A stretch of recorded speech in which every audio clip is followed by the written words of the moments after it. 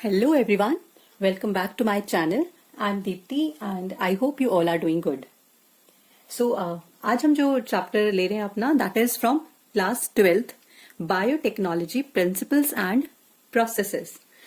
तो बायोटेक्नोलॉजी में हम सबसे फर्स्ट अगर क्वेश्चन आता है तो हम यही पूछते हैं कि भाई बायोटेक्नोलॉजी है क्या. What is biotechnology?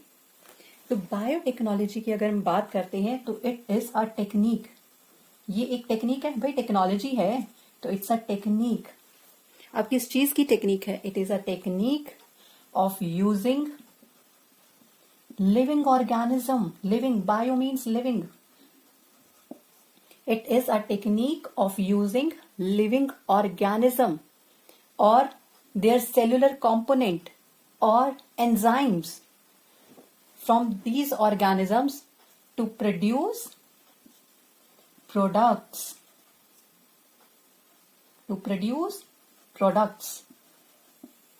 and processes which are useful to men. तो भाई देखो, इंसान ने अब क्या किया? इंसान ने अपने फायदे के लिए अपने प्रोडक्ट्स को प्रोड्यूस करने के लिए लिविंग ऑर्गेनिजम्स का यूज कर लिया और उसके लिए उसने एक टेक्निक बनाई. और उस टेक्निक को जिसमें कि हम लिविंग ऑर्गेनिजम्स का यूज करते हैं to produce products and processes which are useful to men, which are useful to humans, is known as biotechnology. So it deals with techniques of using living organisms और their cell और their enzymes to produce products which are useful to humans. So this is biotechnology. It's a technique. तो अब biotechnology सबसे पहले दिया किसने था? Who coined the term biotechnology?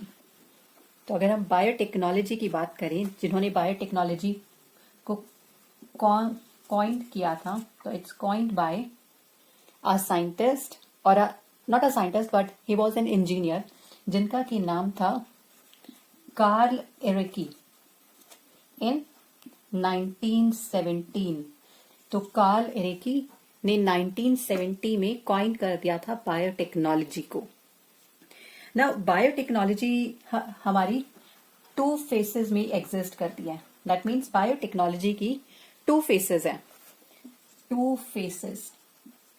And वो 2 फेसेस में अगर हम फर्स्ट बात करें तो it is traditional biotechnology. Traditional biotechnology. Traditional मतलब ओल्ड. तो कुछ जगह आपको ओल्ड बायोटेक्नोलॉजी लिखा हुआ दिखता है और कुछ जगह ट्रेडिशनल बायोटेक्नोलॉजी लिखा हुआ दिखता है. तो इस ओल्ड और ट्रेडिशनल बायोटेक्नोलॉजी में क्या होता है? तो basically it includes the processes that are based on the natural capabilities of micro organisms. मतलब नेचुरल कैपेबिलिटीज कि हम इसमें कोई भी मॉडिफिकेशन नहीं करते हैं. कोई भी मॉडिफिकेशन नहीं करते हैं किसी भी माइक्रो ऑर्गेनिज्म में. लाइक फॉर एग्जाम्पल, भाई आप कर्ड बना रहे हो. अब कर्ड में आपको पता है कि भाई लैक्टोबैसिलस बैक्टीरिया हमारा यूज होता है. तो क्या आप उस लैक्टोबैसिलस बैक्टीरिया में कोई चेंजेस लेकर आते हो? नहीं लेके आते. तो आपने क्या किया? उस बैक्टीरिया की नेचुरल कैपेबिलिटी को यूज किया. सो दिस इज ट्रेडिशनल बायोटेक्नोलॉजी. ये यूज होती है लाइक फॉर एग्जाम्पल कर्ड में, विनेगर, बियर. अब याद हो जाएगा ना, बियर का नाम आ गया ना. बियर में, वाइन बनाने में. तो यहां पर हम यूज करते हैं ट्रेडिशनल बायोटेक्नोलॉजी. जो सेकेंड फेस है हमारी बायोटेक्नोलॉजी का, दैट इज, अब भाई ये तो था ट्रेडिशनल ओल्ड वाला, तो सेकेंड हमारा क्या आ जाएगा? Modern biotechnology. This is modern biotechnology और you can say new biotechnology. अब इसमें हम क्या करेंगे? तो यहां पर हम क्या करते हैं? हम यूज करते हैं न्यू और useful traits in crop varieties and animal breeds which are created with the help of genetic engineering. That means new biotechnology में, मॉडर्न बायोटेक्नोलॉजी में हमने किसका यूज किया? हमने यूज किया जेनेटिक इंजीनियरिंग का. और ये कब डेवलप हुआ था modern biotechnology? It developed during 1970. 1970 के अराउंड हमारी मॉडर्न बायोटेक्नोलॉजी आई थी। अब जेनेटिक इंजीनियरिंग क्या है? Genetic, this is something related to genes. Yes, तो जब हम किसी भी ऑर्गेनिज्म के अपनी टेक्निक्स को यूज करके उस ऑर्गेनिज्म के जीन को मॉडिफाई करते हैं, दैट इज जेनेटिक इंजीनियरिंग, अपनी जरूरत के हिसाब से। So a technique for artificially and deliberately modifying DNA और जीन, जिसमें कि हम मॉडिफाई करते हैं डीएनए को, जीन्स को, टू सूट ह्यूमन नीड्स, अपनी नीड्स के लिए, दैट इज जेनेटिक इंजीनियरिंग। और इसी जेनेटिक इंजीनियरिंग की हेल्प से हमने अपनी क्रॉप, जो हमारी क्रॉप्स हैं, उसकी ईल्डिंग को भी इंक्रीज किया है। क्रॉप्स में बहुत सारे हम वेराइटीज लेकर आए हैं, तो वो क्या हुआ, वो हमारे लिए तो था, हमारे फायदे के लिए है। तो ये हमारे आता है, इंक्लूड होता है मॉडर्न बायोटेक्नोलॉजी में। अब इसमें एक और बात रहती है जो कि है EFB। What is EFB? EFB, so EFB is European Federation of Biotechnology। EFB, भाई EFB ने क्या किया कि जो हमारी ट्रेडिशनल बायोटेक्नोलॉजी है और जो हमारी मॉडर्न बायोटेक्नोलॉजी है, उन दोनों को ही कंबाइन कर दिया और कंबाइन करके एक डेफिनेशन लेकर आया। ये डेफिनेशन थी the integration of natural science. किसका इंटीग्रेशन हुआ भाई? नेचुरल साइंस का, यानी कि जो हमारी ट्रेडिशनल बायोटेक्नोलॉजी थी, एंड ऑर्गेनिजम्स या फिर सेल्स और parts their of and molecular analogues for products and services। भाई प्रोडक्ट्स और सर्विसेज के लिए उन्होंने क्या किया, जितनी भी हमारी जो हमें हमारी ट्रेडिशनल बायोटेक्नोलॉजी थी और मॉडर्न बायोटेक्नोलॉजी थी, उन दोनों को ही कंबाइन करके उन्होंने एक ये रीसेंट डेफिनेशन निकाली है, विच इज वेरी इंपॉर्टेंट। क्योंकि स्पेशली एग्जाम्स में, आपके बोर्ड के एग्जाम्स में भी पूछ लिया जाता है। Definition given by EFB, biotechnology की जो डेफिनेशन दी है EFB ने। सो this is the definition. Now let's see the foundation of biotechnology. भाई अब बायोटेक्नोलॉजी का जो फाउंडेशन है, कहां से स्टार्ट हुई थी? फाउंडेशन कहां से स्टार्ट हुई थी भाई हमारी बायोटेक्नोलॉजी? किसने किया स्टार्ट इसको? ये तो हमने देखा था कि जो कार्ल थे, उन्होंने 1917 में ये बायोटेक्नोलॉजी को टर्म को कॉइन कर दिया था, बट ये आगे किस तरह से कंटिन्यू हुई? तो 1969 में भाई एक साइंटिस्ट आई थी, बॉयर। उन्होंने क्या किया, उन्होंने एक अपना नॉर्मल वो एक्सपेरिमेंट कर रहे थे। वो एक्सपेरिमेंट कर रहे थे किस पर? ई कोलाई बैक्टीरिया पर। For example this is E coli. वो ई कोलाई बैक्टीरिया पर कुछ स्टडी कर रहे थे, तो उन्होंने देखा कि इसमें कुछ एंजाइम्स प्रेजेंट है। भाई एंजाइम्स तो रहते ही हैं बैक्टीरिया में, तो उन्होंने देखा कि इसमें कुछ एंजाइम्स प्रेजेंट है। तो उन्होंने क्या किया, उन्होंने ऑब्जर्व किया कि भाई ये जो एंजाइम्स हैं, ये रिस्ट्रिक्शन एंजाइम्स हैं। These are restriction enzymes which are used to cut DNA। भाई डीएनए को कट करने के लिए, डीएनए की स्ट्रैंड्स को कट करने के लिए ये रिस्ट्रिक्शन एंजाइम्स हैं। अब ये कट भी किस तरह से कर रहे हैं? For example this is the strands of DNA, okay. तो ये यहां से इस वे में कट कर रहे हैं कि जो ये एंड है, ये हमारा यहां से ब्लैंक हो जाता है और ये एक स्टिकी एंड फॉर्म कर रहे हैं। इस तरह से ये एक स्टिकी एंड फॉर्म कर दिया इन्होंने। अब ये स्टिकी एंड जहां पर दूसरा हमारा, फॉर एग्जाम्पल अब यहां पर एक और उन्होंने डीएनए को कट किया, यहां पर भी स्टिकी एंड है, तो ये दोनों ही स्टिकी एंड आपस में पेस्ट हो जाएंगे, जिससे कि हमारे पास क्या आ जाएगा, एक रिकॉम्बिनेंट डीएनए फॉर्म हो जाएगा। तो ये किसने चेक किया था? ये चेक किया था बोयर ने ई कोलाई बैक्टीरिया पर। अब उसके बाद आए थे एक और साइंटिस्ट जो थे स्टैनले कोहन। स्टैनले कोहन उन्होंने स्टडी किया कि कुछ स्मॉल रिंगलेट्स ऑफ डीएनए है जिनको कि प्लाज्मिड बोला गया है। जिनको कि क्या बोला गया है? प्लाज्मिड। यानी कि प्लाज्मिड क्या है? These are small circular DNA. भाई सर्कुलर फॉर्म में है तो दिस इज सर्कुलर डीएनए, और ये फ्लोट करते रहते हैं कहां पर? साइटोप्लाज्म में। भाई ये फ्लोट करते रहते हैं साइटोप्लाज्म में, बहुत सारे बैक्टीरियल सेल्स के अंदर, और यहीं पर ये रेप्लिकेट भी करते हैं। तो स्टैनले ने क्या डेवलप किया? स्टैनले ने एक ऐसा मेथड डेवलप किया कि जिस मेथड की हेल्प से ये प्लाज्मिड इस बैक्टीरियल सेल से रिमूव होकर किसी और सेल में जाकर इंसर्ट हो सकते हैं। दैट मीन्स हम इनको री इंसर्ट कर सकते हैं इनटू अनदर सेल। ये किसने डेवलप की टेक्निक? ये टेक्निक डेवलप की थी स्टैनले कोहन ने। अब स्टैनले कोहन एंड बॉयर ये दोनों ही आपस में मिल गए।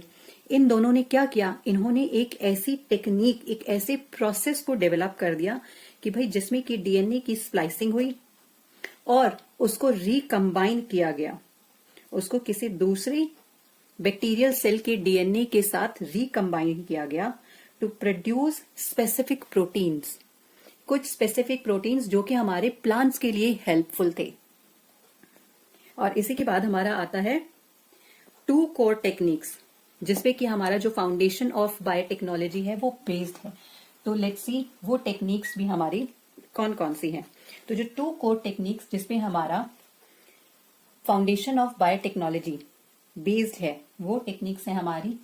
First is genetic engineering,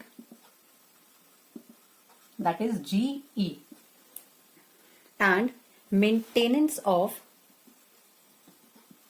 this is maintenance of sterile contamination, maintenance of sterile contamination ambience in chemical engineering। तो जेनेटिक इंजीनियरिंग जैसे कि मैंने पहले ही बताया था कि हम इसमें डीएनए को, जीन्स को मॉडिफाई कर देते हैं अपनी जरूरत के हिसाब से। अपनी जरूरत के हिसाब से हम डीएनए को मॉडिफाई करते हैं। So what is genetic engineering? It is the technique which alters the chemistry of DNA and RNA to introduce into host organism. Host organism में हम इनको इंट्रोड्यूस कर देते हैं टू चेंज द फिनोटाइप। और उससे क्या होता है? टू चेंज द फिनोटाइप, मतलब उसका जो अपीयरेंस है, जो उसका फिजिकल अपीयरेंस है, to change the phenotype of host organism. कोई भी उसके अंदर चेंज लाने के लिए हम जेनेटिक इंजीनियरिंग का यूज करते हैं to alter the phenotype. Second, हमारे पास जो फाउंडेशन है और जो टेक्निक है, that is maintenance of sterile contamination ambience in chemical engineering, which means हम उन्हीं माइक्रो ऑर्गेनिजम्स को लार्ज नंबर पे ग्रो कराते हैं जो हमारे लिए यूजफुल है।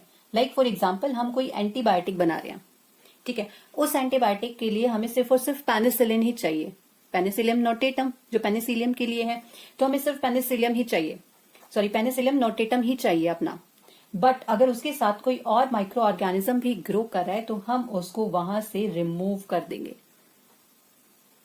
हमें एक ऐसी स्टेराइल कंडीशन प्रोवाइड करनी है, हमें उसमें कोई भी एक्स्ट्रा कंटामिनेशन नहीं चाहिए। भाई कोई भी खराब बैक्टीरिया या कोई भी और दूसरा माइक्रो ऑर्गेनिज्म हमें नहीं चाहिए। तो हम इस तरह से अपने यूजफुल प्रोडक्ट्स को प्रोड्यूस कर सकते हैं। ये हेल्पफुल होता है हमारी एंटीबायोटिक्स के लिए, वैक्सीन्स के लिए। हम कोई हार्मोन या फिर ब्लड क्लॉटिंग फैक्टर्स को प्रोड्यूस कर रहे हैं, तो उस कंडीशन में हमें पूरा मेंटेन करके चलना होगा वहां के एम्बियंस को, वहां के एनवायरमेंट को। So these two are the core techniques of biotechnology. अब चलो, अब इसके नेक्स्ट देखते हैं कि फाउंडेशन के बाद क्या है। फाउंडेशन के बाद हमारा आता है conceptual development of principles of genetic engineering. Conceptual development of principles of genetic engineering. अब आप सबको पता है कि अगर हम नॉर्मल सेक्सुअल रिप्रोडक्शन और एसेक्सुअल रिप्रोडक्शन की बात करें तो किसमें हमें वेरिएशन मिलती है? ऑफ कोर्स हमें इसी में वेरिएशन मिलती है। सेक्सुअल रिप्रोडक्शन में हमें क्या मिलता है? जो रिजल्ट होता है सेक्सुअल रिप्रोडक्शन का, वो वेरिएशन हमें देता है। जबकि अगर एसेक्सुअल की बात करें तो इसमें सेम एग्जैक्ट कॉपीज हमें उसके पेरेंट्स से मिलती है। एग्जैक्ट कॉपीज, जो जितने भी हमें न्यू इंडिविजुअल्स फॉर्म होते हैं एसेक्सुअल रिप्रोडक्शन के, वो बिल्कुल एग्जैक्ट कॉपी होते हैं अपनी पेरेंट सेल की। जबकि वेरिएशन हमें मिलता है सेक्सुअल रिप्रोडक्शन में। तो जो एसेक्सुअल रिप्रोडक्शन है, एसेक्सुअल रिप्रोडक्शन ये प्रिजर्व करता है जेनेटिक इंफॉर्मेशन को। जबकि जो हमारा सेक्सुअल रिप्रोडक्शन है ये परमिट करता है वेरिएशन को। It permits variation. तो ये किसकी हेल्प से हो सकता है? ये सब जेनेटिक इंजीनियरिंग की मदद से हो सकता है। अगर हम जेनेटिक इंजीनियरिंग को देखें तो क्या देखा था हमने कि हम इसमें डीएनए को मॉडिफाई करते हैं और ह्यूमन नीड्स के हिसाब से हम प्रोडक्ट्स को प्रोड्यूस करते हैं। तो लेट्स सी, इसका एक छोटा सा एग्जांपल लेके चलते हैं कि भाई क्या हुआ। ये हमारे पास एक पीस ऑफ डीएनए है। इस डीएनए के पीस को मुझे ट्रांसफर करना है एक एलियन ऑर्गेनिज्म में। एलियन मीन्स फॉरेन, कोई भी दूसरा अलग ऑर्गेनिज्म। भाई मुझे उसमें इसको ट्रांसफर करना है। अब मैं ट्रांसफर कैसे करूं? मैंने उसका भी चलो कुछ ना कुछ निकाल लिया तोड़, कि मैं इसको ट्रांसफर करने में इस एलियन ऑर्गेनिज्म में, इस फॉरेन ऑर्गेनिज्म में मैं अपने इस डीएनए को ट्रांसफर कर पाई। अब ये मैंने ट्रांसफर तो कर दिया, पर ये डीएनए अपनी मल्टीप्लिकेशन नहीं कर पा रहा है। ये अपनी मल्टीप्लिकेशन नहीं कर पा रहा है, ये खुद को मल्टीप्लाई नहीं कर पा रहा है। पर क्या हुआ, इस ऑर्गेनिज्म का, इस एलियन ऑर्गेनिज्म का जो डीएनए है, भाई मेरा जो ये डीएनए था ये इसके साथ इंटीग्रेट हो गया। ये वाला मेरा जो डीएनए है ये इस फॉरेन डीएनए के साथ इंटीग्रेट हो गया, और इंटीग्रेट होने के बाद ये मल्टीप्लिकेशन शुरू करने लगा। ऐसा क्यों हुआ? क्योंकि अब हम इस नॉर्मल ऑर्गेनिज्म की बात कर रहे हैं। दैट मीन्स ये मेरा एलियन डीएनए था, ये मेरा एलियन डीएनए इसके जो क्रोमोसोम्स थे उसका एक पार्ट बन गया। The alien DNA has become a part of the chromosome, जिसमें की एबिलिटी है टू रेप्लिकेट। यानी कि अब मेरा ये वाला जो डीएनए है वो रेप्लिकेट कर पाएगा। तो अगर हम नॉर्मल देखें तो भाई क्रोमोसोम्स में जो स्पेसिफिक डीएनए सीक्वेंस हैं उनको हम बोलते हैं origin of replication. That means ORI, origin of replication. ये रिस्पॉन्सिबल होते हैं किस लिए? These are responsible for initiating replication. यहां से रेप्लिकेशन इनिशिएट होता है, स्टार्ट होता है। तो भाई इस एलियन डीएनए को मल्टीप्लिकेशन करने के लिए, इस एलियन डीएनए को मल्टीप्लिकेशन करने के लिए इस होस्ट ऑर्गेनिज्म के क्रोमोसोम का पार्ट बनना होगा। वो क्रोमोसोम का पार्ट बन गया। इस क्रोमोसोम पर एक स्पेसिफिक सीक्वेंस होते हैं डीएनए पर, जिनको की बोला जाता है ऑरिजिन ऑफ रेप्लिकेशन, जहां से रेप्लिकेशन इनिशिएट होती है। ये मेरा alien piece of DNA replicate भी कर सकता है, मल्टीप्लाई भी कर सकता है इस होस्ट ऑर्गेनिज्म में, इसी का डीएनए पॉलीमरेज लेकर। डीएनए पॉलीमरेज किस लिए होता है? डीएनए पॉलीमरेज हमारा रेप्लिकेशन के लिए होता है। तो वो डीएनए पॉलीमरेज भी इसी होस्ट ऑर्गेनिज्म का यूज करेगा और खुद को मल्टीप्लाई करेगा। स्टैनली एंड बॉयर, इन्होंने क्या किया? इन्होंने एक piece of gene containing foreign DNA के एक जीन को लिया और उसको इंट्रोड्यूस कर दिया प्लाज्मिड ऑफ ई कोलाई में। भाई ई कोलाई के प्लाज्मिड में इन्होंने एक फॉरेन डीएनए के जीन को इंट्रोड्यूस कर दिया इन 1972। उसके बाद आए पॉल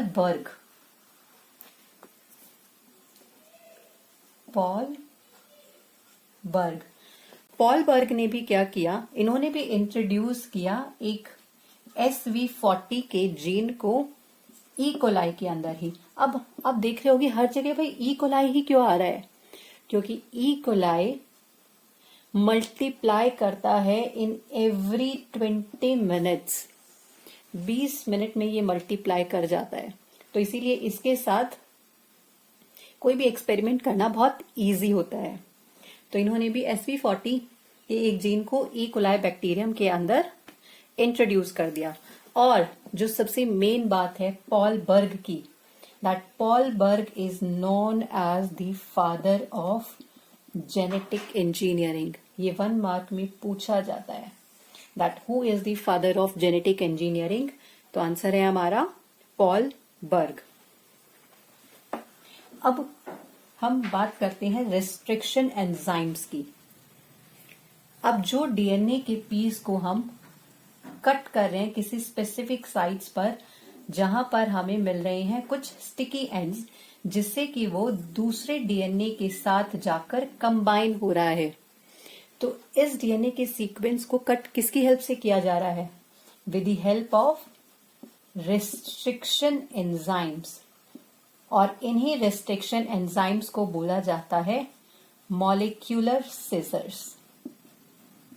भाई सीजर्स क्या होती हैं? काटने के लिए, but these are known as molecular scissors. तो रेस्ट्रिक्शन एंजाइम्स को ही मॉलिक्यूलर सीजर्स भी बोला गया है। और यही जो हमारा कट पीस है डीएनए का, ये हमारा लिंक कर दिया जाता है किसी भी प्लाज्मिड डीएनए के साथ। प्लाज्मिड डीएनए क्या था? Extra chromosomal circular DNA. तो किसी भी एक्स्ट्रा क्रोमोसोमल सर्कुलर डीएनए के साथ हम इस हमारे फॉरेन डीएनए को जाकर लिंक कर सकते हैं। अब जो प्लाज्मिड डीएनए है, that plasmid DNA act as a vector. वो प्लाज्मिड डीएनए कैसा एक्ट करेगा? एक वेक्टर। और वेक्टर क्या होता है? It's a vehicle. एक व्हीकल है जो कि ट्रांसफर करता है किसको? हमारे एलियन डीएनए को। जो हमारा फॉरेन डीएनए हम ले रहे हैं, ये उसको ट्रांसफर करता है। वेक्टर सिर्फ और सिर्फ ट्रांसफर के लिए यूज किया जाता है। लाइक फॉर एग्जाम्पल, वेक्टर की अगर हम बात करें तो आपने ऑफ कोर्स मलेरियल डिजीज के बारे में सुना ही होगा। तो वो किसकी हेल्प से होता है? मॉस्किटो की हेल्प से। तो ये मॉस्किटो क्या है? मॉस्किटो एक वेक्टर है, एक व्हीकल है to transfer the malarial parasite किसके अंदर? Into human body. तो मॉस्किटो भी क्या है? मॉस्किटो एक वेक्टर है जो कि मलेरियल पैरासाइट्स को ह्यूमन बॉडी के अंदर ट्रांसफर करता है।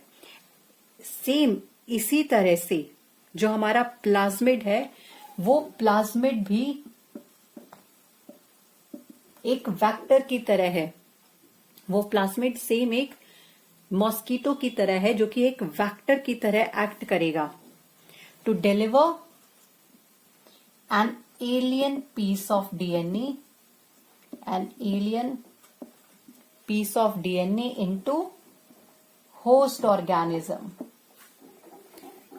प्लाज्मिड भी हमारा एक वेक्टर है जो कि एलियन पीस ऑफ डीएनए को ट्रांसफर करता है होस्ट ऑर्गेनिज्म के अंदर।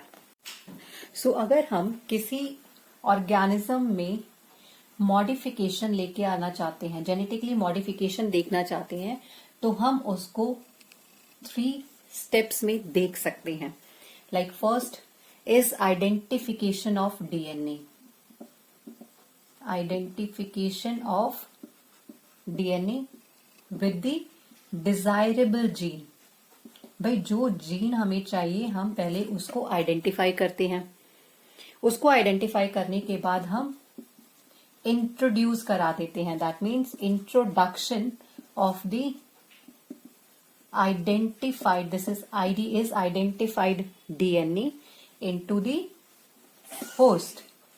अब भाई हमने उसको इंट्रोड्यूस भी करा दिया, और जो इसमें 3rd स्टेप बचता है वो आ जाता है हमारा मेंटेनेंस का। भाई सिर्फ इंट्रोडक्शन के बाद पार्ट थोड़ी ना हमारा कोई खत्म हो गया कि सिर्फ इंट्रोड्यूस करा दिया और बस सब खत्म। उसको मेंटेनेंस भी चाहिए। That means maintenance of introduced DNA in the host and transfer of the DNA to its progeny. So ये 3 basic steps हैं हमारे in genetically modifying organisms में। So that's it for this video. Next video में हम देखेंगे tools of recombinant DNA technology. कि भाई जो रिकॉम्बिनेशन अभी तो हमने बहुत नॉर्मल देखा कि बस हमने उसको मॉलिक्यूलर सीजर से कट किया और ट्रांसफर कर दिया किसी होस्ट ऑर्गेनिज्म में, बट उसके लिए अब किन टूल्स की जरूरत होती है, let's see all those tools in the next video. Thank you so much. I hope you will like this video. Keep sharing it with your friends and classmates, and do not forget to like, share and comment. Thank you so much, and don't forget to subscribe this channel also. Thank you. Have a good day.